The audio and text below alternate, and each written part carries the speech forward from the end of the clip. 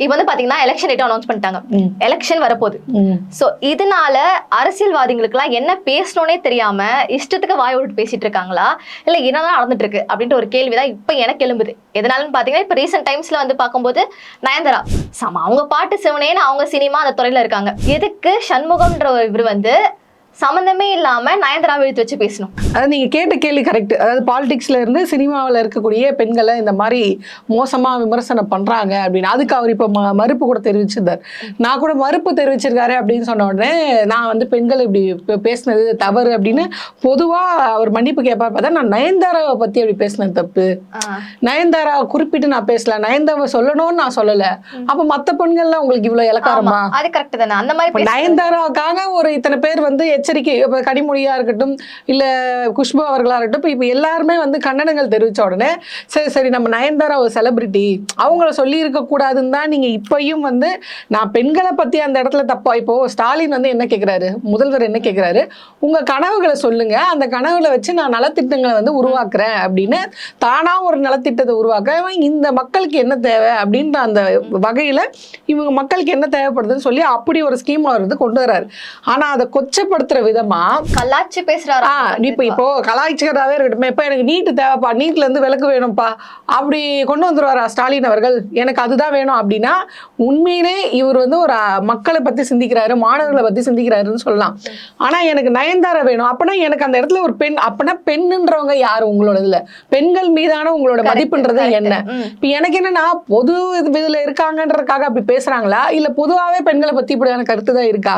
அப்போ வீட்டுல இருக்க பெண்களுக்கு நீ என்ன மாதிரியான ஒரு மதிப்பு கொடுப்ப? எவ்வளவு கேள்விகள் எழுப்புது பாருங்க. அப்போ ஒரு பொதுவாவே பெண்கள் மீது உனக்கு என்ன கருத்து இருக்கு? இத்தனைக்கு நீங்க எல்லாம் ஒரு பெண் ஆளுமைக்கு கீழே வேலை செஞ்ச ஒரு ஆளுங்க, அம்மையார் ஜெயலலிதா கீழே தானே நீங்க இத்தனை வருஷம் அமைச்சர். இப்ப அது நயனார் நாகேந்திரனாக இருக்கட்டும், த்ரிஷா வீட்டுல இருந்து விஜய வெளியே வர சொல்லுங்க அப்படின்னு சொன்னது, இப்ப இவரு நயன்தாரா எனக்கு வேணும் அப்படின்னு கேட்டது, இந்த மாதிரி கேள்வி எல்லாம் பொதுவா பெண்களை பத்தி. இப்போ நம்ம ஒருத்தவங்களை திட்டணும்னா இப்படி திட்டுவோம், போடா தெருநாயே அப்படின்னு. அப்ப என்னன்னா அவர் வந்து தெருநாய்க்கு ஈக்குவலா நம்ம வந்து தரம் தாழ்த்தி பேசுறோம். அப்ப இவங்களுடைய மனநிலை பொறுத்த வரைக்கும் ஒருத்தவங்களை தரம் தாழ்த்தி பேசணும்னா பெண்களோட கம்பேர் பண்ணிடலாம். அப்ப பெண்கள் உங்களை பொறுத்த வரைக்கும் இந்த சமுதாயத்துல அவ்வளோ ஒரு நாய் பண்ணி அப்படி இப்படின்னு மோசமான வார்த்தைகள் திட்டுறீங்களா, அந்த அளவுக்கு தரம் தாழ்ந்து போய் பெண்கள் இருக்கிறாங்க, அந்த மனநிலையில தான் நீங்க பாக்குறீங்களா? ஏன்னா நீங்க முதல்ல பேசின விட அதுக்கு மறுப்பு தெரிவிச்சீங்க பாத்தீங்களா, அது இன்னும் நம்மளுக்கு கடுப்பாகுது. கரெக்ட். நான் நயன்தாராவை குறிப்பிட்டு பேசல, பொதுவா பேசினேன். பொதுவாவே பெண்ணை பத்தி நீ கேட்கறீங்க, நீ அப்ப ரோட்ல போற ஏதாவது போன அந்த பெண்ணு வேணும் எனக்கு வாங்கி தர முடியுமா அப்படின்னு நீங்க கேட்க முடியுமா? அப்ப நாங்க என்ன நுகர்பொருள் நாங்களாம்? கடையில போய் ஒரு சக்கரை வாங்குற மாதிரி கோதுமை வாங்குற மாதிரி பெண்களை ஈஸியா நீங்க கேட்பீங்க, உங்களுக்கு இது பண்றது. அப்ப அது எவ்வளவு பெரிய கண்டனத்துக்குரியது. ஆமா, அவர் அதை பத்தி எதுவுமே பேசல. நார்மலா வந்து நயன்தாராவை பத்தி பேசினா, நயன்தாராவுக்கும் வந்து யாருமே இப்ப அந்த வாய் திறக்காம இருந்திருந்தாங்கன்னா அவர் அதுவும் கேட்டிருக்க மாட்டார். இப்ப எல்லாருமே கேக்குறாங்க அப்படின்றதுனால அந்த மன்னிப்பு கூட, நான் நயன்தாராவை மீட் பண்ணல, அப்ப மத்த பொம்பளை மீட் பண்றியா அப்படின்ற கேள்வி வருது இல்லையா? அது ரொம்ப மிகப்பெரிய கண்டனக்குரியது. அப்ப எடப்பாடி பழனிசாமி அவங்க மேல என்ன நடவடிக்கை எடுத்தாருன்றது தானே இருக்கு. இப்போ இது எப்படி போயிட்டு இருக்கு அப்படின்னா, நான் ஏன் வந்து ஃபர்ஸ்ட் உங்ககிட்ட அந்த ஒரு கேள்வி கேட்டேன்னா, இப்போ எலெக்ஷன் வர டைம்ல சரி ஓகே இப்ப நயன்தாரா வச்சு பேசினாங்க, அது ஃபைன். அதுக்கு முன்னாடி வந்து நயனா நாகேந்திரன் வந்து த்ரிஷா வச்சு பேசினாங்க.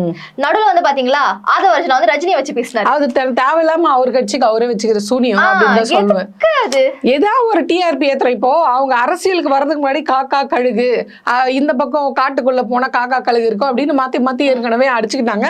அப்புறம் ஒரு கட்டத்துல ரஜினி சார் என்ன சொல்லிட்டாரு அப்படின்னு பாத்தீங்கன்னா, இல்ல நான் மாத்து வளர்ந்த பையன் விஜய், அவர் கூட எல்லாம் மோதலுக்கு ஏன் தர தாழ்ந்து போல, தம்பி எங்க இருந்தாலும் நல்லா இருக்கு, எங்க இருந்தாலும் வாழுங்க அப்படின்ற மாதிரி அவர் பாட்டு அவர் வேலையை பார்த்து இப்பயும் அவர் வந்து பிஸியா இருக்காரு. ஆனா இவர் வந்து சொல்லிட்டு இருக்காரு, நான் வந்து பிஸியா இருக்கேன், இதை விட்டுட்டு டாப்ல இருந்து வந்தேன் அப்படின்னு சொல்லிட்டு அரசியல் இருந்துட்டு ஏதோ ஒண்ணு ஏதாவது ஒரு டிஆர்பி, நானும் இந்த கட்சியில இருக்கேன், ஆதவர்ஜுனா அப்படின்னு ஒரு வளர்ந்தவர் இந்த கட்சியில இருக்காரு, என்னையும் கவனிங்க அப்படின்ற மாதிரி ஒரு கவன ஈர்ப்புக்காக.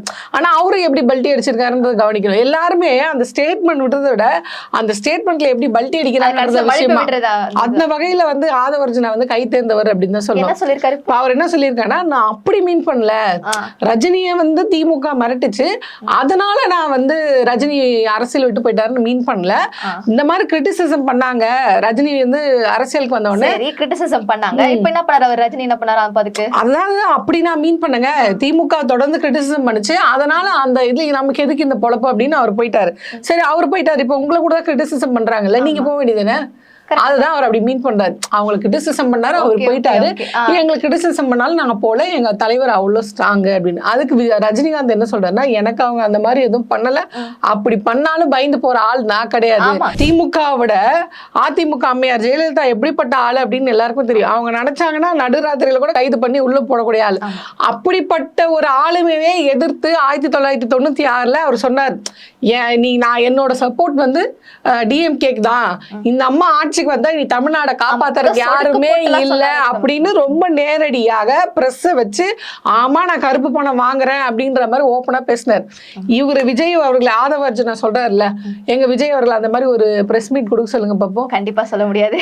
அப்ப அந்த இது இல்ல, சும்மா இந்த மாதிரி நானும் ஏதோ பேசுறேன் அப்படின்னு பேசிட்டு அவங்களுக்குள்ளே ஒரு ஆள் அரேஞ்ச் பண்ணி அடுத்த நாளே மேடையில நிக்க வச்சு, உங்களுக்காக கேட்கறதுக்கு நான் இருக்கிறேன், ரஜினிக்கு ஏதாவது ஒன்னா கேட்கறதுக்கு இந்த கட்சியில நானும் ஒரு ஆள் இருக்கேன் அப்படின்ற மாதிரி பேச விட்டு, இந்த பொழப்பு எதுக்கு உங்களுக்கு நான் சொல்றேன். அதாவது என்னன்னா, விஜய் அவர்கள் பாலிடிக்ஸ்க்கு வந்த பிறகு இப்ப அவரை பத்தி பேசுறது இதையும் கனெக்ட் பண்ணுது, அதையும் கனெக்ட் பண்ணுது. த்ரிஷா விஷயம் எல்லாம் எதனால வந்தது?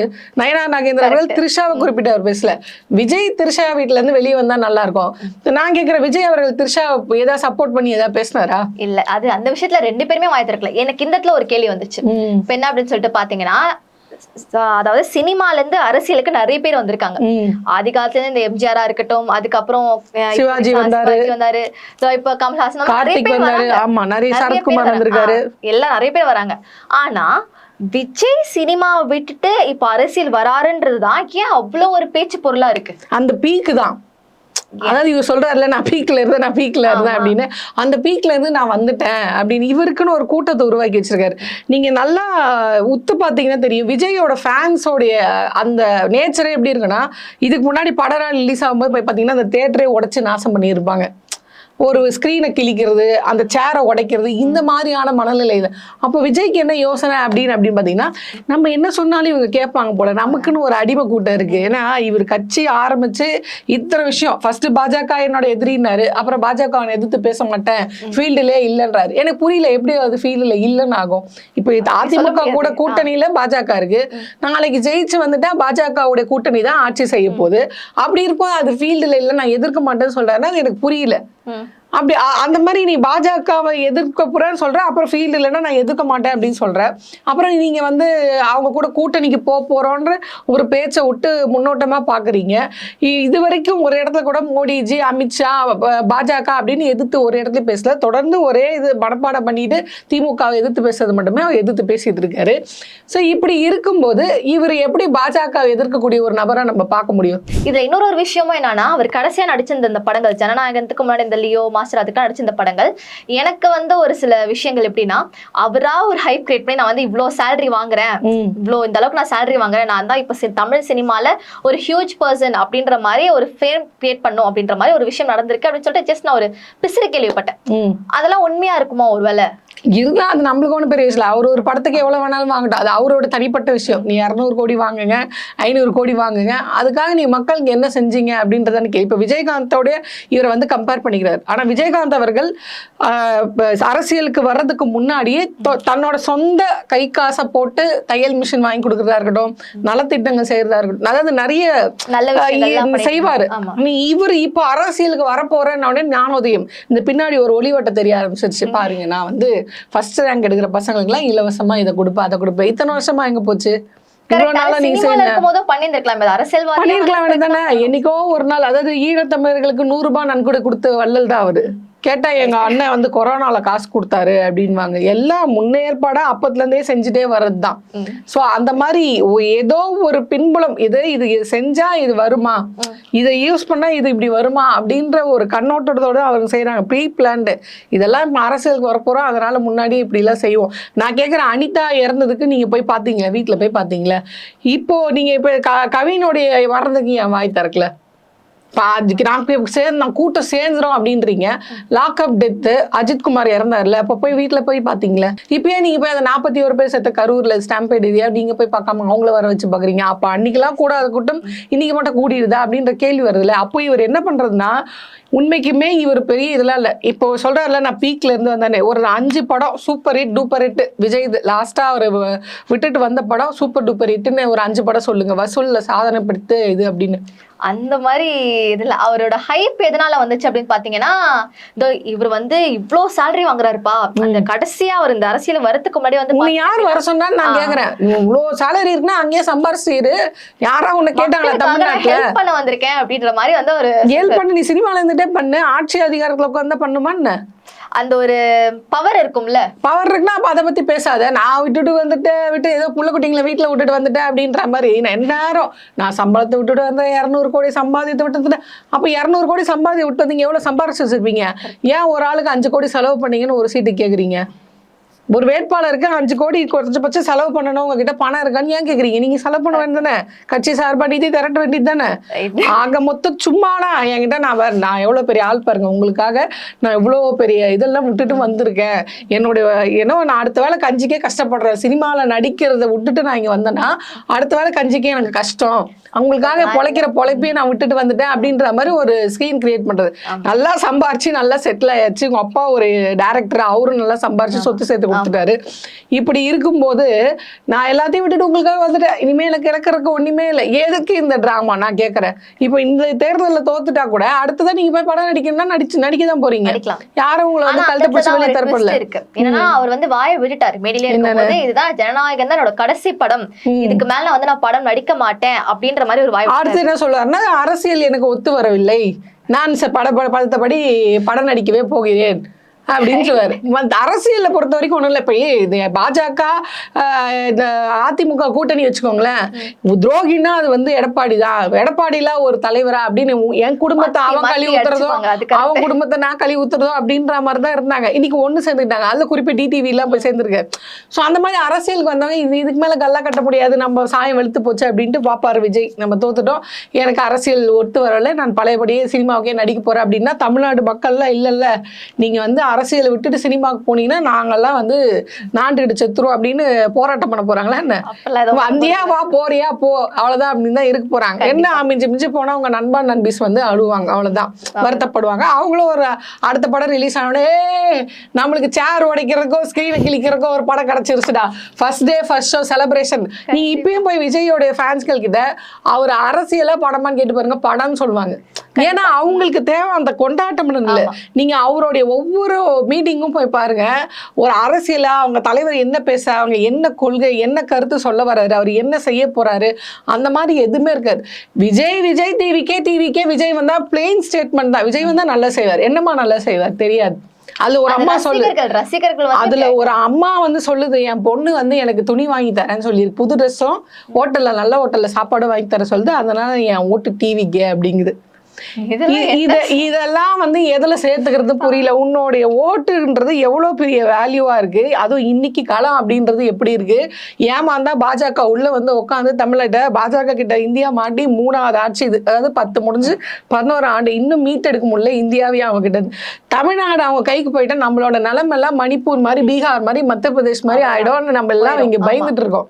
நான் வந்து 1/4 பிளேட் பிரியாணிக்கும் புது ட்ரெஸ்ஸுக்கும் நான் ஓட்டு எடுத்துட்டு போய் தாவேக்கால போடுவேன் அப்படின்னா, அப்போ உங்களுக்கு இந்த சமுதாயத்தின் மீதும் இந்த நாட்டு மேல எவ்வளவு அக்கறையா இருக்கிறீங்க அப்படின்றது தெரியுது. கரெக்ட். ஆனா இப்போ கடைசியா நான் என்ன ஒரு க்ளோஷர் முடிக்கிறேன் அப்படின்னா, சினிமா இல்லாமல் அரசியலும், அரசியல் இல்லாம சினிமாவும் இல்லைன்றது ஒரு நல்ல ஒரு அப்பட்டமா தெரியுது அப்படின்ற மாதிரி தான் இருக்கு. சினிமா மூலியமா அரசியல் நடக்கிறதும், அரசியல் மூலியமா சினிமா நடக்கிறதும் ஒரு கரெக்டான ஒரு கான்செப்ட் அப்படின்ற மாதிரி. இது ரொம்ப சொல்ல முடியாது. இல்ல உண்மைதான் அது ரொம்ப. அப்பவே அண்ணா அவர்கள் என்ன பண்ணாரு, தன்னுடைய கருத்துக்களை சினிமாக்கள் மூலியமாகவும் நாடகங்கள் மூலியமாக இது பண்ணாரு. கலைஞர் என்ன பண்ணாரு, எழுதினார். ஆனா அவங்க சினிமால என்ன அரசியல் பேசினாங்க, என்ன கொள்கையை மக்கள் கிட்ட கொண்டு போய் சேர்ந்தாங்க, அதே அரசியல் அந்த அறிவு இப்ப சினிமா கொண்டு போய் சேர்க்குதா அப்படின்றத கேள்விக்குறி.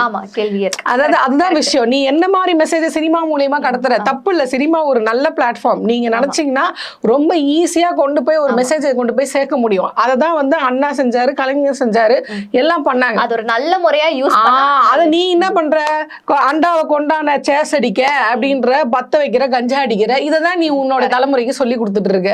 அப்ப அது அந்த மாதிரி தப்பா லீட் பண்றதுதான் நீ கொண்டு போற. விஜய் லியோ நடிச்சாரு, லியோல அவர் என்னவா இருந்தாரு, கடத்தல்காரா இருந்தாரு, துப்பாக்கி வச்சு சுட்டு கொடுக்க இது பண்றாரு. கோட்னு ஒரு படம் நடிச்சாரு, அது அந்த பையன் கேரக்டர் என்னவா இருக்கு, லவ் பண்ற பொண்ணை கழுத்தை எடுத்து கொண்டு போடு அப்படின்னு, இந்த மாதிரி தேவையில்லாத வேலை எல்லாம் பண்ணு. படம் வரும்போது இந்த மாதிரி ஒரு சில விஷயங்கள் தான் இருக்கும். பட் நீ அரசியல் அரசியல் தலைவரா நீ என்ன மெசேஜ் கொண்டு போய் சமூகத்துல சேர்க்க போற? நீ கோட் படம் பண்ணும்போது உனக்கு தெரியும் நீ அரசியலுக்கு வர போறன்னு. அப்ப நீ அதுல ஏதாவது ஒரு பஞ்சு டைலாக் அது வச்சிருக்காரு பாருங்க, துப்பாக்கி உன்னை நம்பி ஒப்படைச்சிட்டு போற சிவகார்த்திகேயன், அதான் அவர் வச்ச அரசியல் மெசேஜ் அதுல. சோ என்ன மாதிரி கருத்தை நீங்க வந்து போய் பிளாட்ஃபார்ம்ல சேர்க்கறீங்க? சினிமா ஒருபோதும் தப்பான ரூட் கிடையாது அரசியல் பண்றதுக்கு. அரசியல் மெசேஜை கொண்டு போய் சேர்க்கறதுக்கு ரொம்ப சரியான வழிதான். இதான் அண்ணாவே அன்னைக்கு சொல்லிட்டு போயிட்டாரு. அப்படி இருக்கும்போது நீ என்ன கொள்கையை கொண்டு போய் மக்கள் கிட்ட சேர்க்கிற அப்படின்றதுதான், சினிமாவை நீ எப்படி கையாளுற அப்படின்றதுதான் இங்க விஷயமே. Correct correct. ரொம்ப தேங்க்ஸ் உங்களோட டைமை ஸ்பெண்ட் பண்ணி எனக்காக ஒரு டிஸ்கஷன் மாதிரி வந்ததுக்கு ரொம்ப ரொம்ப நன்றி. ரொம்ப ரொம்ப தேங்க்ஸ் என்ன இன்வைட் பண்ணதுக்காக.